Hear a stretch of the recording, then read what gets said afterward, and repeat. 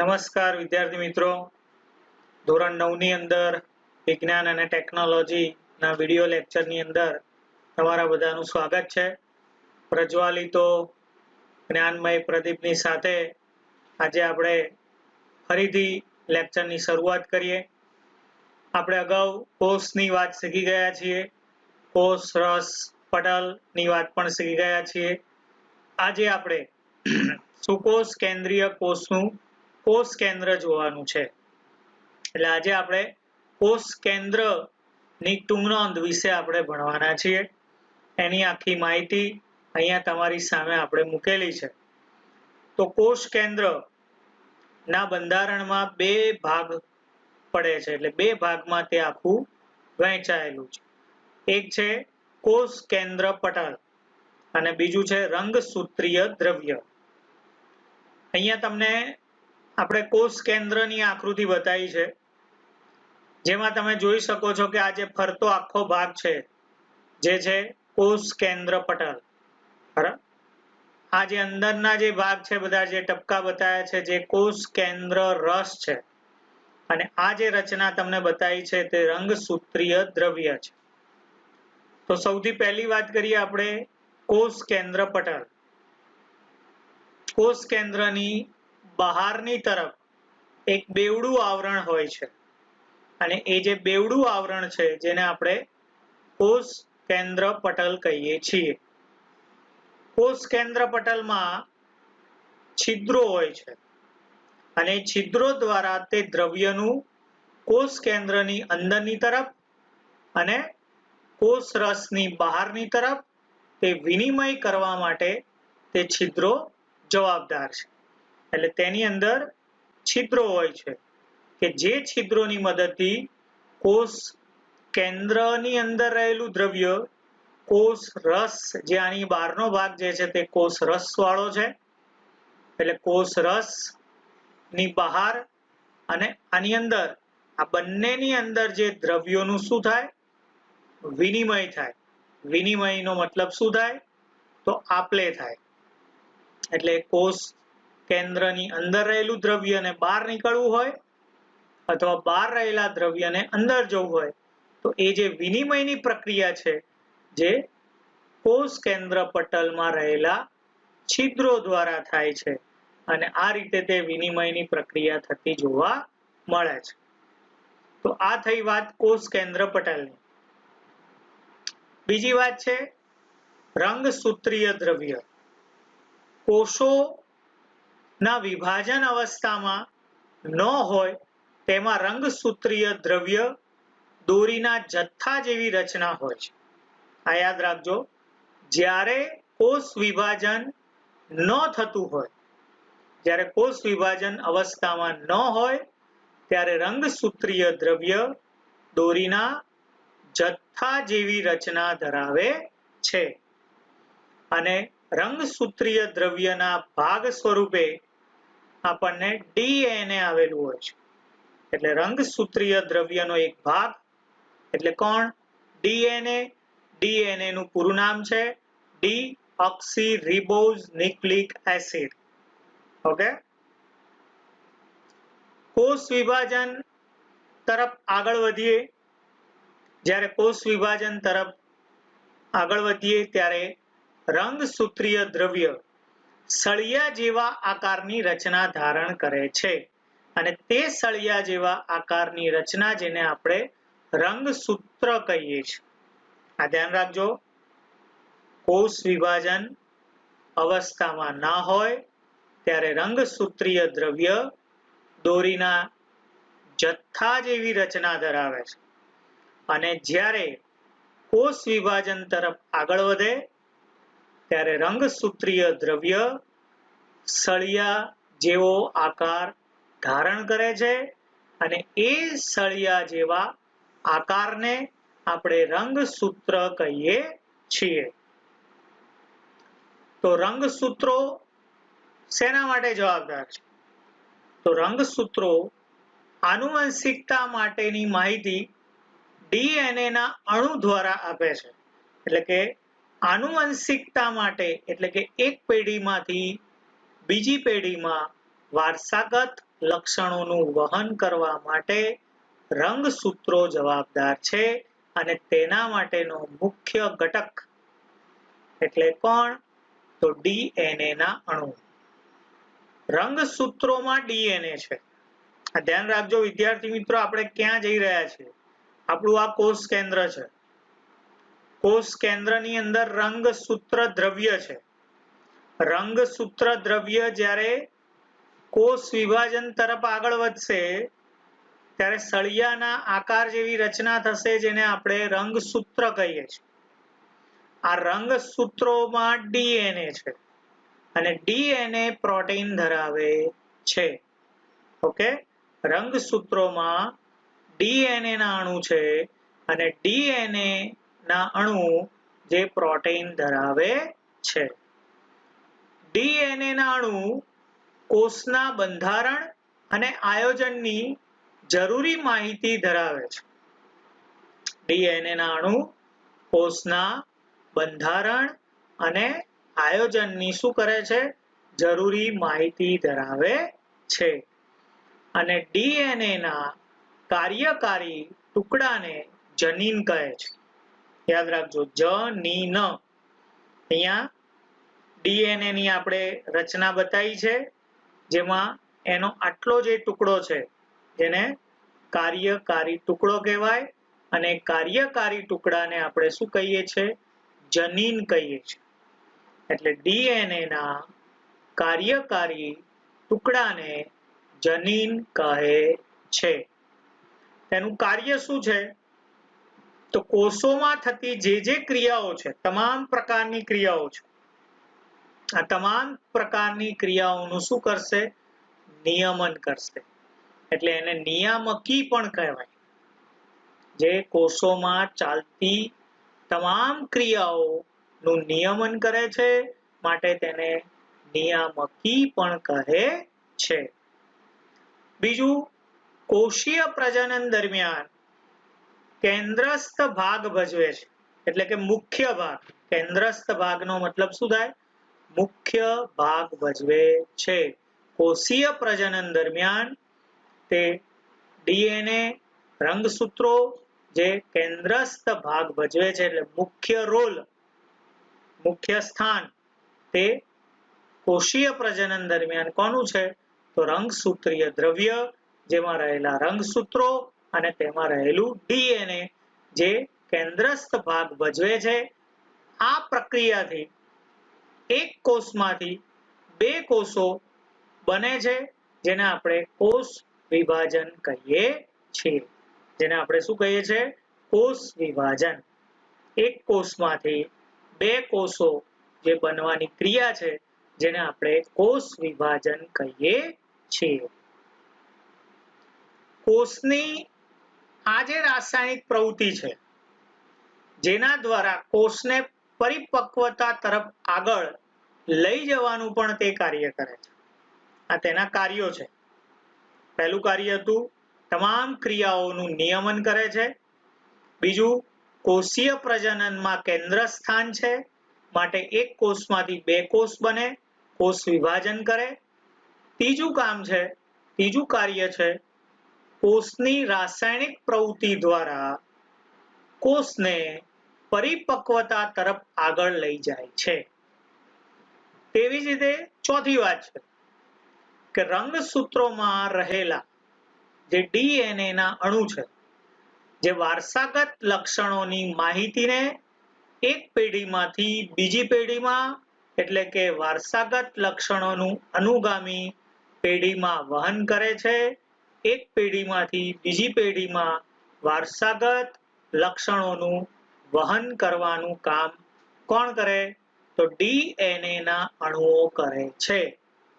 એટલે પિતામાંથી પુત્રમાં, એટલે કે બીજી પેઢીમાં જે વારસાગત લક્ષણો છે તે લઈ જવા માટે જવાબદાર કોણ છે? DNA છે. હંમેશા કોઈ પણ પુત્રના શરીરમાં જે DNA હોય એ કોના હોય? કાં તો પિતાના હોય, કાં તો માતાના હોય.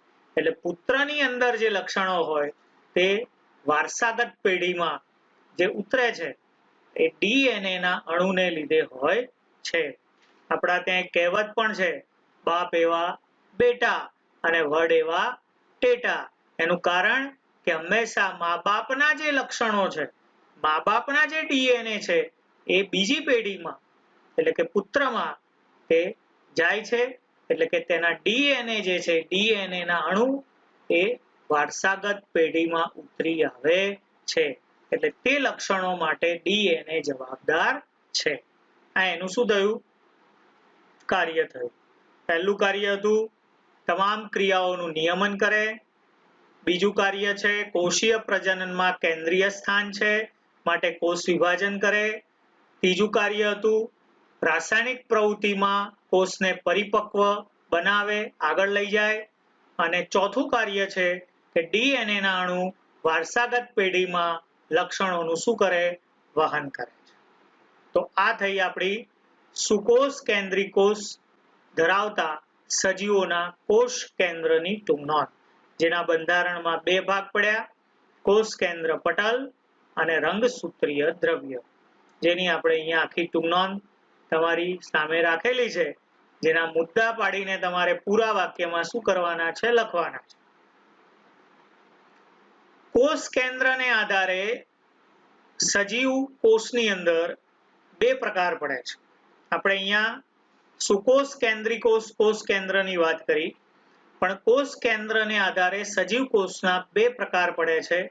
એક છે આદિ કોષ કેન્દ્રી કોષ અને બીજો છે સુકોષ કેન્દ્રી કોષ.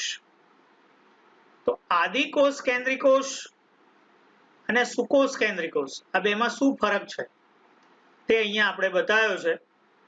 આદિ કોષ કેન્દ્રી કોષ જે કોષ કેન્દ્રમાં કોષ કેન્દ્ર પટલની ગેરહાજરી હોય છે. જે કોષ કેન્દ્રમાં કોષ કેન્દ્રમાં જે કોષ કેન્દ્ર પટલની શું હોય છે? ગેરહાજરી. એટલે અહીંયા જે આપણે બતાવ્યું છે આ કોષ કેન્દ્ર પટલ જે આદિ કોષ કેન્દ્રી કોષમાં હોતું નથી. તેમાં કોષનો કોષ કેન્દ્રીય પ્રદેશ ઓછો વિકસિત પામેલો હોય છે. તેના કોષનો કોષ કેન્દ્રીય પ્રદેશ ઓછો શું થયેલો છે? વિકાસ થયેલો છે, જેનો વિકાસ ઓછો થયેલો છે. આ જ પ્રમાણે જે પ્રાથમિક કોષ કેન્દ્ર કહેવાય, કોણ? આદિ કોષ કેન્દ્રી કોષ, જે કયું કોષ કેન્દ્ર કહેવાય? પ્રાથમિક કોષ કેન્દ્ર કહે છે. અવિકસિત કોષ કેન્દ્રીય પ્રદેશમાં માત્ર ન્યુક્લિક એસિડ હોય છે. કયા પ્રદેશની વાત છે? અવિકસિત. અવિકસિત એટલે જેનો પૂરેપૂરો વિકાસ થયેલો નથી. આવા અવિકસિત કોષ કેન્દ્રીય પ્રદેશમાં માત્ર ન્યુક્લિક એસિડ આપણને જોવા મળે છે. અને આવો જે પ્રદેશ હોય, આવો જે વિસ્તાર હોય કે જ્યાં આપણને માત્ર ન્યુક્લિક એસિડ જોવા મળે, જેને આપણે તે વિસ્તારને આપણે ન્યુક્લિઓઇડ કહીએ છીએ. શું કહીએ છીએ? ન્યુક્લિઓઇડ. ફરી એકવાર જોઈએ. આદિ કોષ કેન્દ્રી કોષ પ્રાથમિક કોષ કેન્દ્ર છે. અવિકસિત કોષ કેન્દ્રીય પ્રદેશમાં માત્ર ન્યુક્લિક એસિડ જોવા મળે તે વિસ્તારને ન્યુક્લિઓઇડ કહે છે. ઓકે. આ ઉપરાંત અન્ય કોઈ પણ પટલમય અંગિકા તેમાં હોતી નથી. એટલે તેમાં પટલમય અંગિકાઓની ગેરહાજરી હોય છે.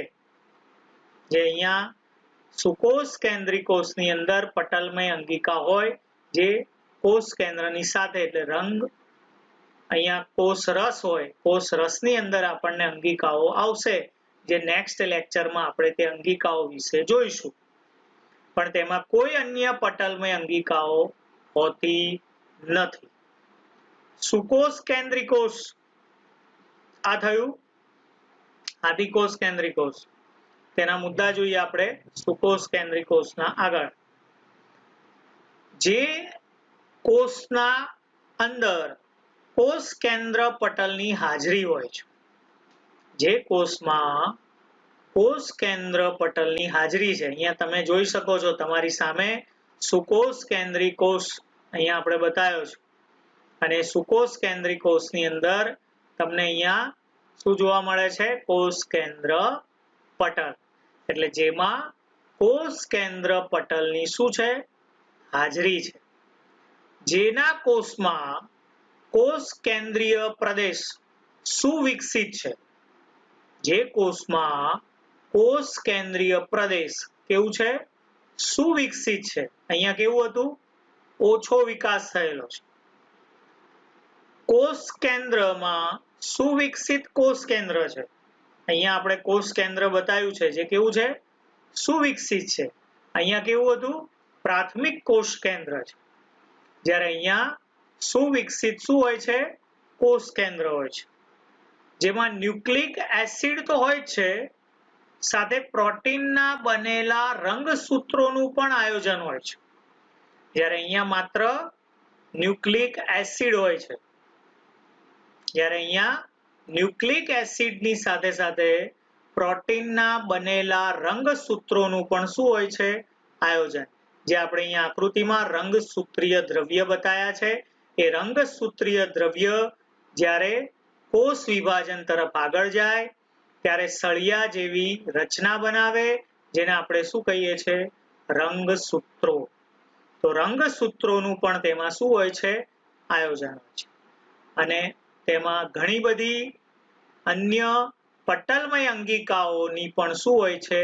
હાજરી જોવા મળે છે. તેમાં અન્ય પટલમય અંગિકાઓ આવેલી હોય છે, જ્યારે અહીંયા કોઈ પટલમય અંગિકાઓ હોતી નથી. તો વિદ્યાર્થી મિત્રો, અહીંયા આદિકોષ કેન્દ્રીકોષ અને સુકોષ કેન્દ્રીકોષ આ બેનો તફાવત પણ પરીક્ષામાં પૂછાય. તો મને આશા છે કે તમે આ મુદ્દા પરથી તફાવત જાતે બનાવશો. બરાબર? એટલે તમારે આનો તફાવત ટૂંક નોંધ લખવાની છે, સાથે સાથે તફાવત બી લખવાનો છે. પહેલું હતું કે એમાં કોષ કેન્દ્ર પટલની ગેરહાજરી છે, અહીંયા કોષ કેન્દ્ર પટલની હાજરી છે. કોષ કેન્દ્રીય પ્રદેશ ઓછો વિકસિત છે, અહીંયા સુવિકસિત છે. પ્રાથમિક કોષ કેન્દ્ર છે, સુવિકસિત કોષ કેન્દ્ર છે. અહીંયા અવિકસિત કોષ કેન્દ્રીય પ્રદેશમાં માત્ર ન્યુક્લિક એસિડ છે, જ્યારે આમાં ન્યુક્લિક એસિડની જોડે પ્રોટીનના બનેલા રંગસૂત્રોનું પણ શું છે? આયોજન છે. અને અહીંયા પટલમય અંગિકાઓની ગેરહાજરી છે, જ્યારે અહીંયા પટલમય અંગિકાઓની શું છે? હાજરી છે. તો વિદ્યાર્થી મિત્રો, આનો તફાવત તમારે લખવાનો છે. નેક્સ્ટ પીરિયડની અંદર હું તમને આનો તફાવતમાં કેટલાક મુદ્દા એડ પણ કરવાના છે, પણ આટલા જે મુદ્દા છે એ તમારે લખવાના છે. આ ટૂંક નોંધ જે આપણે કોષ કેન્દ્રની ટૂંક નોંધ જોઈ, અહીંયા બાજુમાં મેં તમને રંગસૂત્ર બતાવ્યું છે.